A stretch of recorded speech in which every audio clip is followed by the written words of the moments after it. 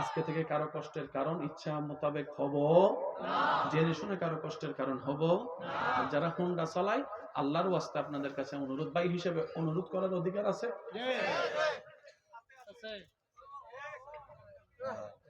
Hyundai যদি বেশি speed দিয়ে চালাতে ইচ্ছা হয়, মা বাবার চেহারাটা একটু স্মরণ করুন। আপনার মা বাবার চেহারাটা স্মরণ করবেন যে আমি যদি কোনো কারণে হুন্ডার মধ্যে অ্যাক্সিডেন্ট হওয়ার সম্ভাবনা 99%, কারণ একটা বিচি পড়লো, স্লিপ।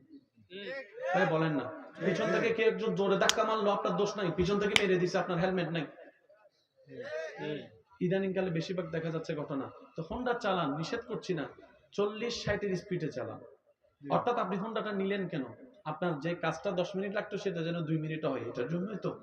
একটা শখ ছিল, শখটা পূরণ করেন না, কিন্তু সেটাকে অতটুকু করেন না যেন আপনার মা বাবার চোখের পানির কারণ। আপনি যদি কোনো কারণে অ্যাক্সিডেন্ট করে পায়েরটা চলে যায়, আপনার বন্ধু এসে বলছে কে দেখি তোর ক্ষমতা কত, আমার সাথে রেস দে তো, আপনিও তার সাথে জিতার জন্য রেসে লেগে গেলেন, আপনার পায়েরটা অ্যাক্সিডেন্ট করে চলে গেছে। ওই বন্ধুকে বলেন না তোর একটা পা মারাতে, জীবন কার কথা শুনছি? আপনি কি বলবেন জানেন? যদি বলে আপনার বন্ধু এই চল তোর সাহস থাকলে আমার সাথে রেস দে, আপনি বলবেন আমার সাহস নাই, তোর আছে তুই দে।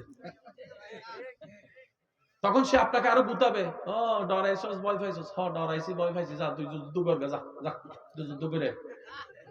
পারবেন না বলতে, পারবেন না বলতে?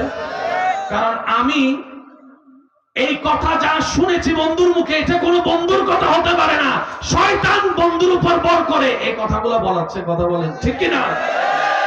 তাহলে শয়তানের কথায় ফাঁদ দেওয়া যাবে না। মা বাবার চেহারার কথা একটু স্মরণ করবেন, কারণ আপনার একটু ভুলের কারণে মা বাবার চোখের পানি হয়ে যাবে সারা জীবন। আল্লাহ পাক আমাদের সকলের হাজির কবুল করুক, আমিন।